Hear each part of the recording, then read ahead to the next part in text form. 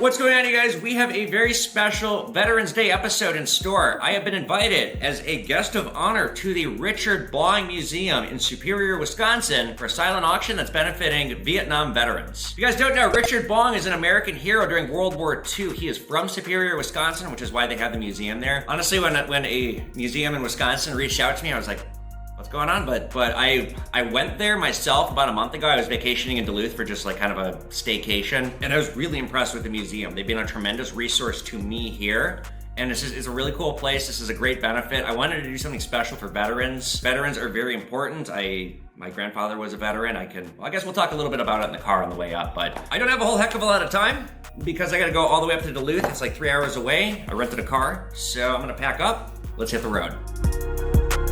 All right, so I got 130 miles to drive. It's telling me it's gonna take 2 hours and 10 minutes. The event's at 5:30, it's almost 2. I gotta stop for pizza because it was quick and easy, and I gotta eat something. I haven't had any food today. Okay, I got my margarita pizza, which I'll eat shortly. I am honestly, I'm like kind of far behind right now. I'm like 30 minutes. I should get there in like 2 hours, but like 4, I wanted to get there with like more time to spare. I also wanted to check into my hotel, and I don't know if I have time. All right, watch this.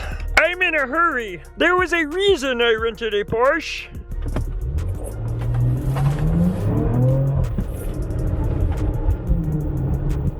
Oof. Holy shit.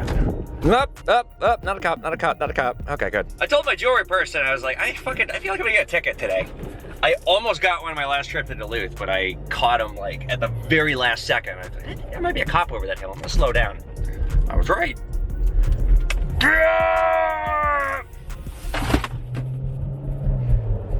Well, they're only lights. I don't need those, right? That's how film production works. You don't need lights or a camera. Oh, wait. Oh, I guess those are pretty important.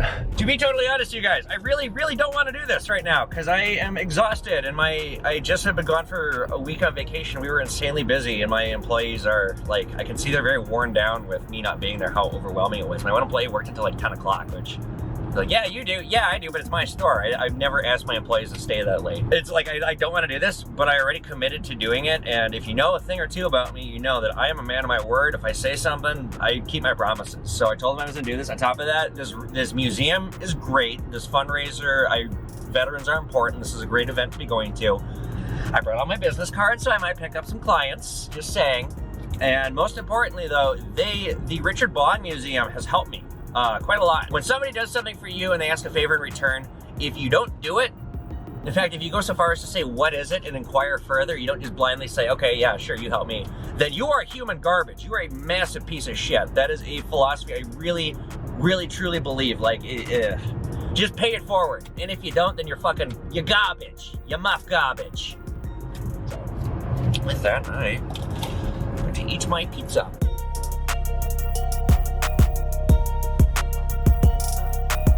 Alright, I'm getting kind of close. So the scenery here is absolutely beautiful, but it's fucking freezing. Even in the summer it's cold here because you got Lake Superior and that cold air lake effect coming off. But Duluth, you guys, if you didn't know, is the largest inland port in the Atlantic Ocean. It's connected to the Atlantic, and to get from the Atlantic from Duluth or from Lake Superior, it's over 2,000 miles. And honestly, driving in these roads is really fun because it's really windy and hilly, and like Minnesota's not very windy or hilly. It's a very pretty town. To be totally honest, you guys, I do want to buy property here at some point. In fact, if I open a second location, I don't think I will, but if I do, it will be in this town. When I was here last month with my girlfriend, we were walking down the main street, and there's an old bank building that's empty for rent, and it would make like the most perfect of perfect locations for my store. And I don't know. Let me put it this way, I haven't done the research because I don't really want to open a second location, and I'm already spending a fuck ton of money at my location. But if I do, this would be a great town. I'm gonna use all my fucking battery just filming driving around. I'm gonna show up and be like, oh yeah, battery's dead, sorry. Okay, I just walked in, and first thing I did was drop my pants, because that's what you do when you walk into a hotel. But this is a nice hotel room.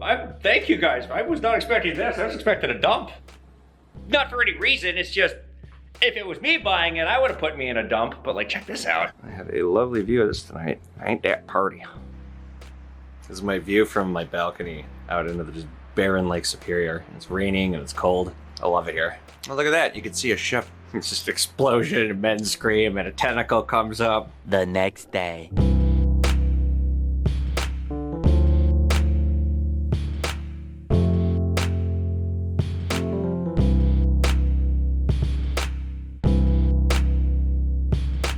So before I go in, I just want to get some shots before it gets dark out because this event's happening after sundown. They have a tank here. I've never seen one. Check it out. It's an M60A3 main battle tank, 4-man crew, 12-cylinder diesel, 750 horsepower, top speed, 32 miles an hour. Just to give you like a comparison, let me stand next to it. And those of you that know military shit, you think this is stupid, but I was blown away by how big it is when I first saw it last month. Just to give comparison, I'm 6'2". Not saying anything directly, let me just say, it takes a lot of balls to go like that to a tank. Wherever that happened. I don't know. Nope, not gonna make the joke. God damn, all my self-control though. Later. So I'm here, I just got set up. We're gonna be talking to some veterans. I'm gonna be showcasing the evening. It honestly looks like a lot of fun. I'm kind of glad it's not at the museum because this venue is really cool. So let me first show you the packet they gave me. I don't know for sure, I think they do this every year. So, you know, if you guys like what you see here, just follow the Richard Bong Museum and keep in touch with their events. But they gave me, I got a paddle for bidding, which, ask Charlie Barons what happens when Evan Cale shows up at an auction. He bought it for $420, you know? Read between the lines on that one. I'm not sure what we're gonna say about that. I'm not planning on getting drunk tonight, and yeah. Anyway. Actually, well, I might have one.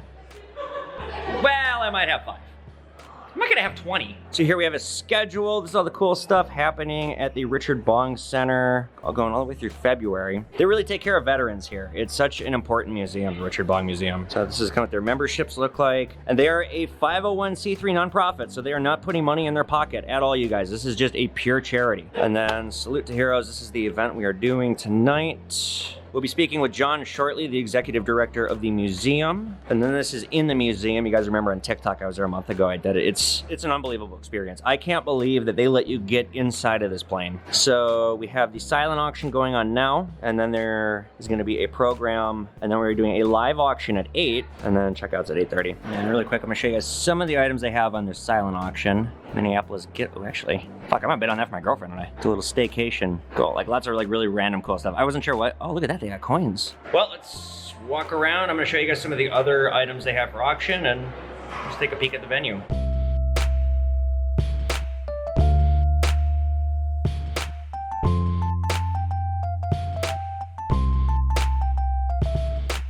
I have Yul joining me. Yul is a Vietnam veteran. He is also a volunteer at the Bong Center. Yul, what does being a veteran mean to you?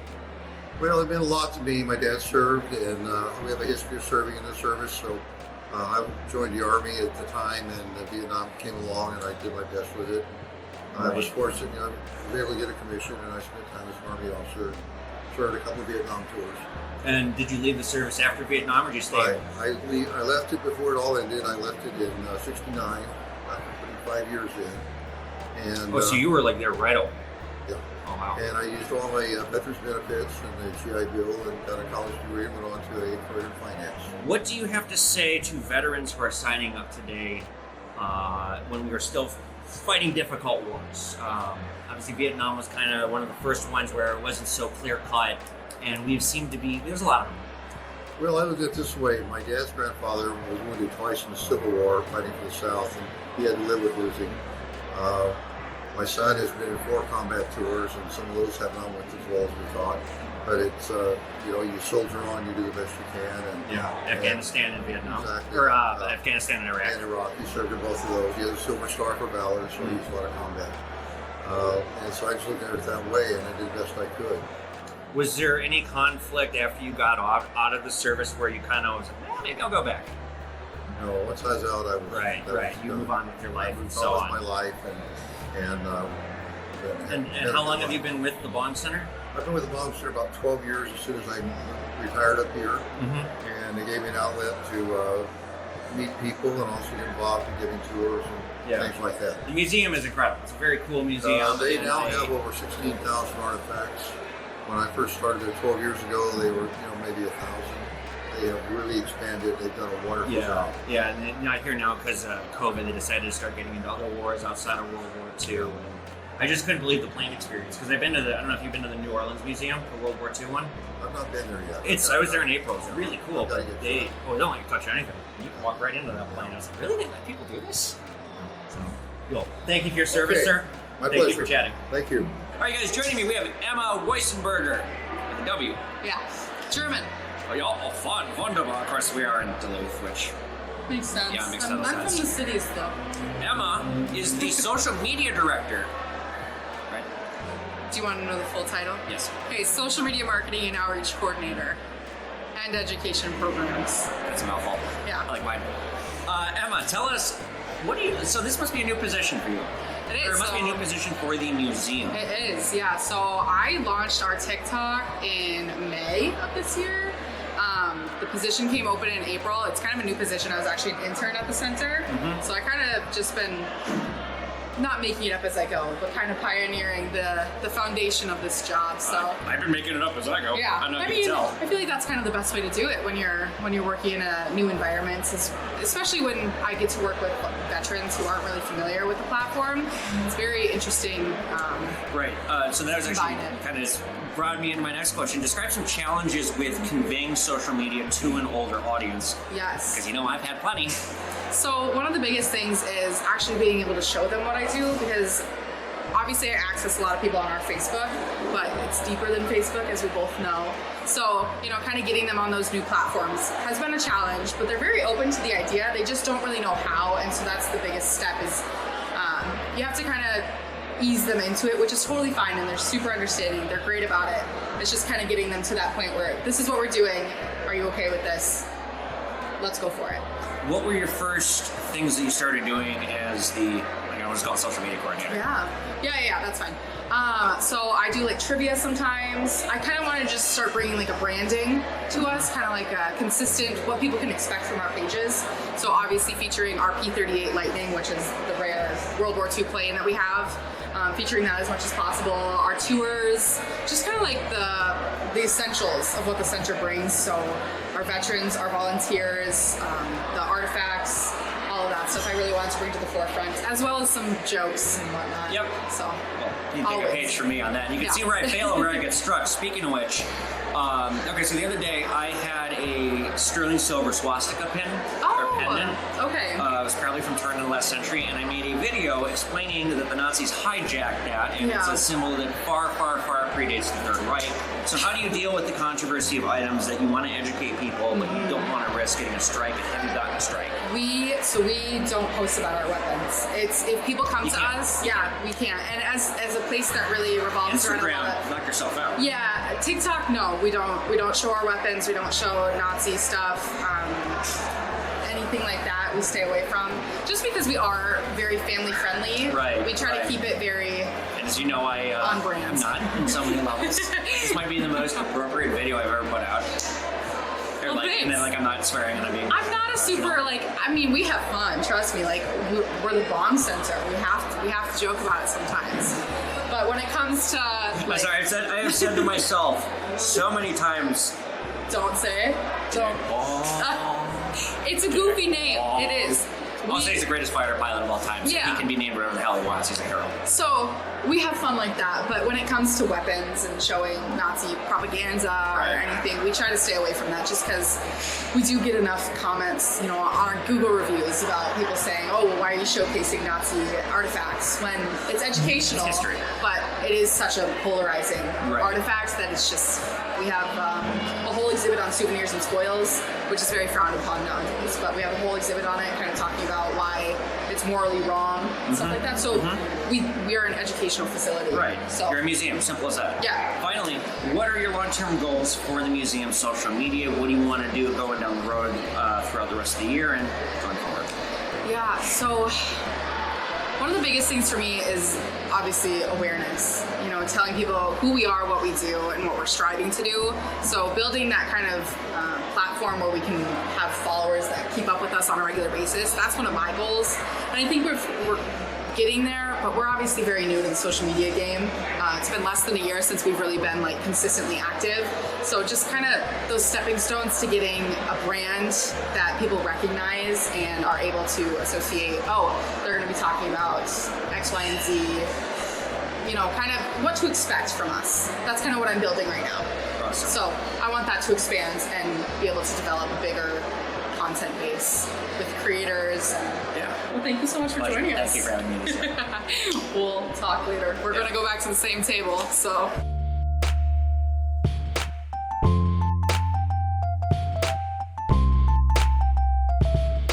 We have Glenn joining us. Glenn is a Vietnam veteran. Glenn, thank you so much for your service and your time. What year did you go into the war? Well, I went into the military in 1968. I didn't go to Vietnam until 1972. The tail end. Towards the end. Yeah. Yeah. Were you drafted or did you volunteer? Both. My older brother had been drafted in the Army, and so he wrote me a letter from Vietnam and said, don't wait for them to come get you. And so I, with my parents' written permission, I enlisted in the Navy and graduated in 68 and went right into the Navy boot camp. And while I was in Navy boot camp, I received my Army draft notice. So I would have been drafted had I not enlisted in the Navy. Ultimately, what did you end up doing? I was a sonar technician, specializing in surface anti-submarine warfare. So when I see Vietnam veterans, I do say thank you to them. Younger veterans, not as much. I do if I feel it's appropriate. I've heard that they don't like it as much. I don't know. It's just what I've heard. But when do you think it changed with acknowledging Vietnam veterans for their sacrifice? Because I do feel the Fairly recent. Right, it has changed very recently, I feel. Why do you think that is? I personally think it's an overreaction from society recognizing how military people basically suffer. Both individually and their families suffer.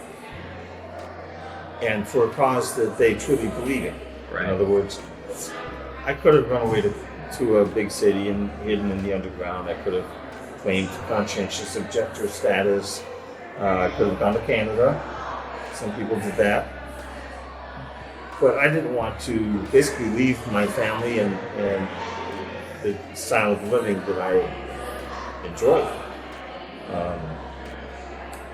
Nowadays, I think one of the problems continues is that the veterans don't receive the type of treatment and care that they need. And primarily because you get into the world of mental health issues with PTSD and those types of things. At least recently, within the last decade or so,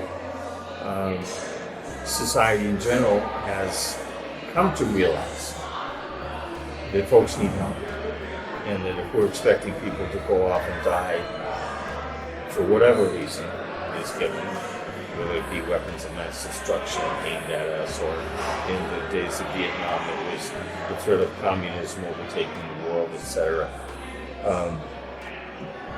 The military folks that go over there and are injured either physically or mentally or both takes its toll. It takes its toll on the veteran as well as the veteran's family support network. Right.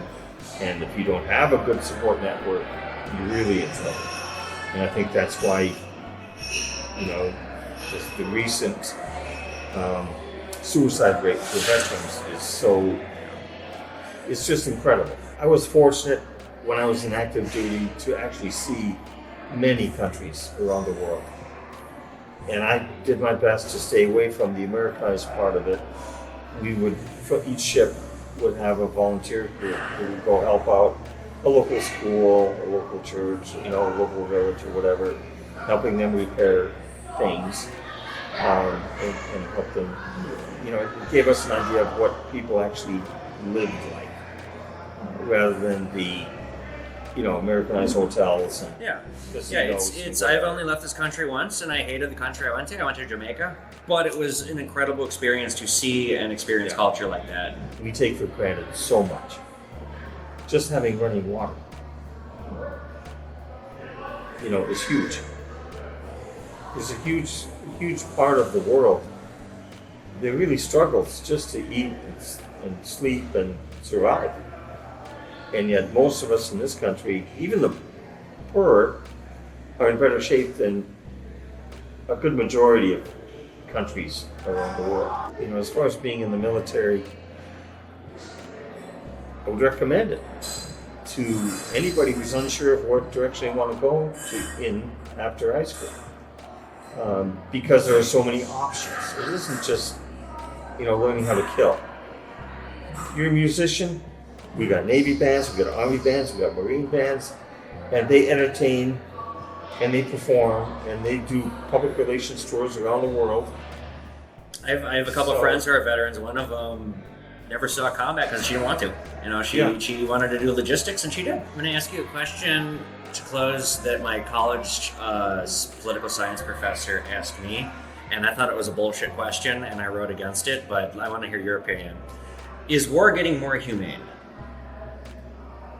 No, war is never humane. I didn't. Yeah, I was like, and this guy is like world renowned. He's a professor at the U of M. I don't want to say his name because I think he's still there. But I was like, it was the final paper we had to write, and I was like, can I get a different question? That's a bullshit question.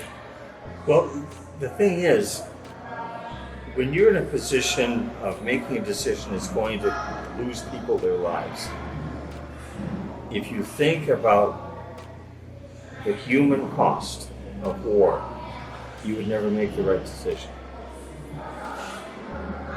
I can't imagine being in a position of a squadron commander, brigadier general, whatever, when they send people in and they know that a large percentage of them are not going to survive. That's when the whole domino effect, the whole strategy kind of stuff, it's really hard to make those decisions if you're afraid to die. And a lot of times the people that get the silver stars and the bronze stars and the medals of honor, it's because they ignore their own safety and they do things because they want to help.